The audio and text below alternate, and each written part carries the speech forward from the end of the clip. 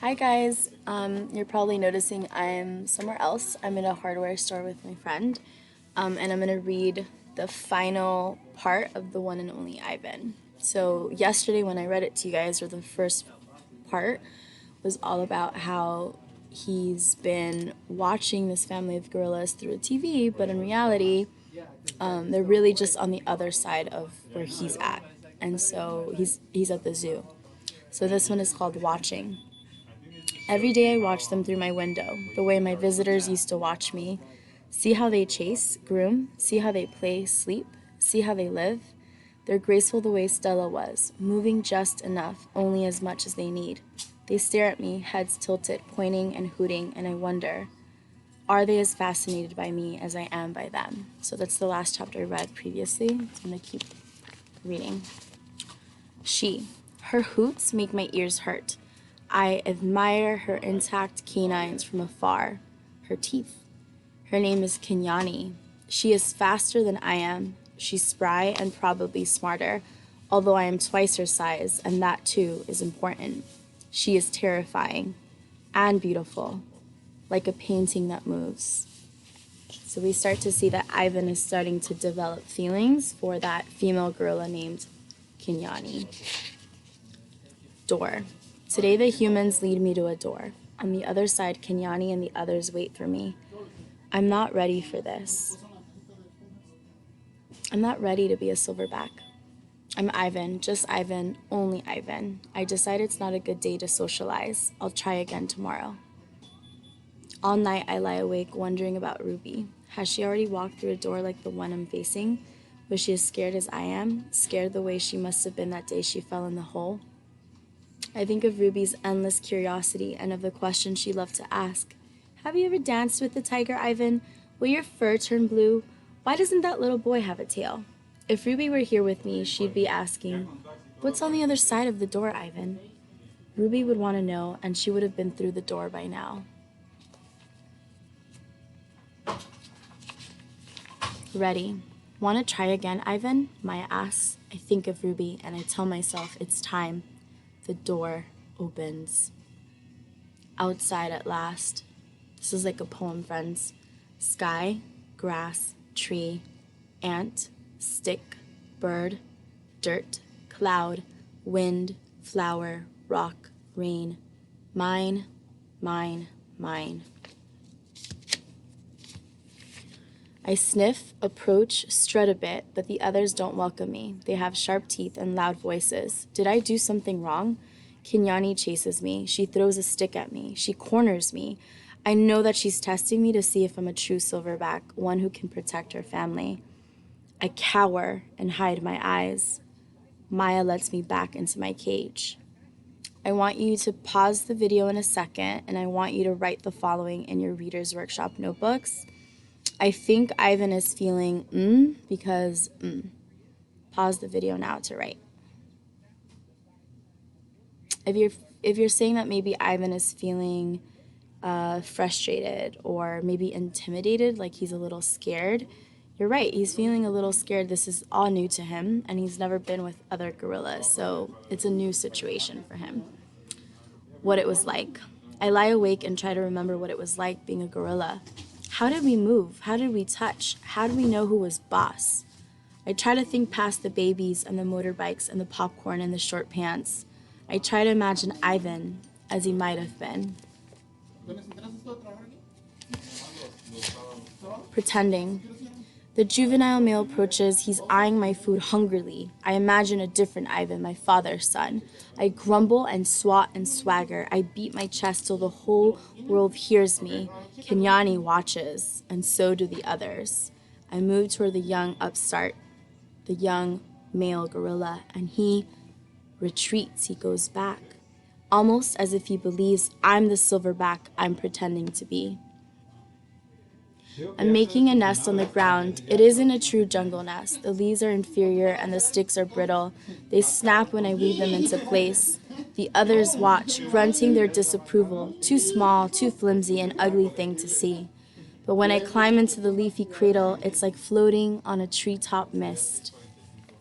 In jungles, there's tons of time, like you can see mist or like clouds, and so he's saying like it feels like he's on a cloud. More TV. Maya wants me to go back to my glass cage. I can tell because she's tempting me toward the door with a trail of tiny marshmallows. I try to ignore her. I don't want to leave the outside. It's a cloudless day and I've found just the right spot for a nap. But I relent. I give up when she adds a yogurt raisin to the trail. She knows my weaknesses all too well. In the glass cage, the TV is on. It's another nature show, jerky and unfocused. I expect to see gorillas, but none appear. I hear a shrill sound like a toy trumpet. My heart quickens. I rush close to the screen, and there she is, Ruby. She's rolling in a lovely pool of mud with 2 other young elephants. Another elephant approaches. She towers over Ruby. She strokes Ruby, nudges her, she makes soft noises. They stand side by side, just the way Stella and Ruby used to. Their trunks entwine. I say, you say, entwine. So they're interconnecting. I see something new in Ruby's eyes, and I know what it is. It's joy. I watch the whole thing, and then Maya plays it again for me and again. At last, she turns off the TV and carries it out of the cage. I put my hand to the glass. Maya looks over. Thank you. I try to say with my eyes, thank you. Kenyani ambles toward me. She walks towards me. She taps me on the shoulder and Knuckle runs away. I watch her, arms crossed over my chest. I'm careful not to make a sound. I'm not sure what we're doing. She ambles back, she shoves at me, she dashes past, and then I realize what's happening. We're playing tag, and I'm it. This one's called romance. Make eye contact. Show your form. Strut, grunt, throw a stick, grunt some more, make some moves. Romance is hard work. It looks so easy on TV. I'm not sure I will ever get the hang of it. What is Ivan feeling towards Kenyani? Pause the video and think to yourself, Ivan is feeling towards Kenyani because in the text it says You can write it down or you can even just say it out loud to yourself. Ready? Go. And now you're back. More about romance. I wish Bob were here. I could use some advice. Remember, Bob is like the secondary character and he's like a sidekick to him, right? I try to recall all the romance movies we watched together. I remember the talking, the hugging, the face licking. I'm not very good at this, but it's fun trying. Grooming. Is there anything sweeter than the touch of another as she pulls a dead bug from your fur? Because that's a way that they show love. They groom each other and pull little bugs. Next chapter. We're almost done. Talk. Gorillas aren't chatty like humans, prone to gossip and bad jokes. But now and again, we swap a story under the sun. One day, it's my turn. I tell my troop about Mac and Ruby and Bob and Stella and Julia and George, about my mother and father and sister. When I'm done, they look away, silent. Kenyani moves closer. Her shoulder brushes mine, and we let the sun soak into our fur, together. The top of the hill. I've explored every nook and cranny of this place, except for a hill at the far end where workers have been repairing a wall. They're finally gone. They've left behind fresh white brick and a mound of black dirt. While the others laze in the morning sun, I want to explore the hilltop. They've been there before, and I have not. Everything is still fresh to my eyes. I take my time going up hills, savoring the feel of grass on my knuckles. The breeze carries the shouts of children and the drowsy hum of bumblebees. Near the top of the hill is a low-limbed tree, the kind my sister would have loved. The wall is endless, clean, and white, stretching far down to the habitats beyond my own. It's high and wide, carefully built to keep us in and others out. This is, after all, still a cage. Remember what we talked about, how the author has an opinion about zoos? Like, she knows that they're better for them, but when she says, through Ivan, this is, after all, still a cage, it makes you wonder that she kind of feels a little bit, she's feeling two feelings. She feels she likes it, but she also thinks it's still a cage. It's not the best situation for them. It rained last night, and the pile of dirt is soft to the touch. I scoop up a handful and breathe in the loamy smell. It's a rich brown color, heavy and cool in my palm, and the wall waits like an endless blank billboard. The wall. It's a big wall, but it's a big pile of dirt, and I'm a big artist. I slap handfuls of mud on the warm cement. I make a handprint. I tap my nose with the muddy finger. I make a nose print. I slide my palms up and down. The mud is thick and hard to use, but I keep moving and scooping and spreading. I don't know what I'm making, and I don't care. I make swoops and swirls and thick lines, figures and shapes, light and shadow. I'm an artist at work. When I'm done, I step back to admire my work, but it's a large canvas, and I'd like to get a better view. I go to the thick-limbed tree and grab the lowest branch. I try to swing my legs. Oomph! I land hard. I'm too big to climb, I suppose. I try again anyway, and this time I pull myself onto the first limb, gasping for breath. One more limb, 2, and I can't go any farther. Perched halfway up the tree, I see my troop still dozing happily. I take in the wall, splattered and splashed with mud.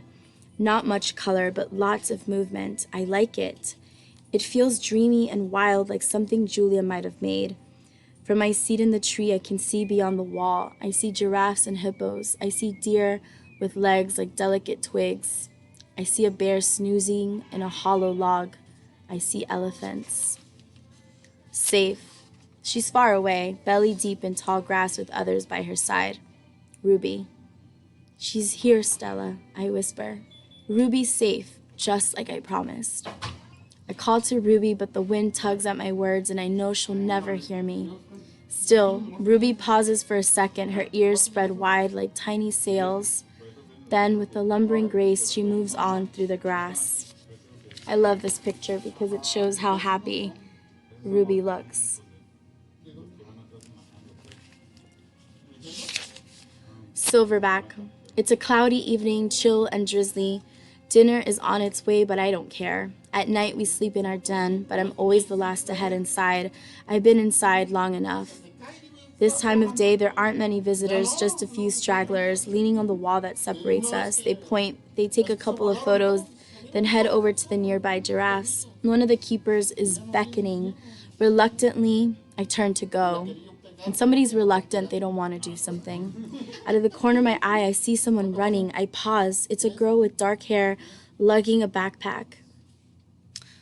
A man follows behind, racing to catch up. Ivan, the girl yells. Ivan! It's Julia. I scramble to the edge of the wide moat that skirts the wall. Julia and George wave to me. I dash back and forth, hooting and grunting, doing a gorilla dance of happiness. Calm down, says a voice. You're behaving like a chimp. I freeze. A tiny, nut-brown, big-eared head pops out of Julia's backpack. Nice place, Bob says. Bob, I say, it's really you. In the flesh. How, where, I can't seem to find any words. George's job at the zoo doesn't start till next month, so he and Julia made an agreement. She's walking 3 extra dogs to cover my food. And get this, they're all poodles. You said he didn't want a home, I say. Yeah, Bob says.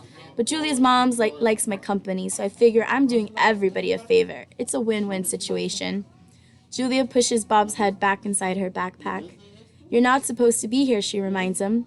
Ivan looks great, doesn't he, Jules? George asks. Stronger, happier even. Julia holds up a little photo, but it's too far away for me to see. It's Ruby, Ivan. She's with other elephants now, because of you. I know, I want to tell her. I saw with my own eyes. There's a picture of Julia and Bob. Guys, I've read this book 4 years in a row, and I always get very teary-eyed. We stare across the expanse that separates us. After a while, George pats Julia's arm. Time to go, Jules. Julia gives a wistful smile. Bye, Ivan. Say hello to your new family. She turns to George. Thank you, Dad. For what? For...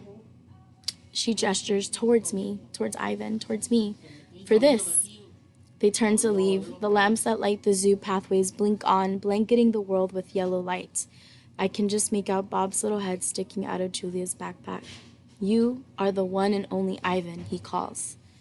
I nod, then turn towards my family, my life, my home. Mighty silverback, I whisper.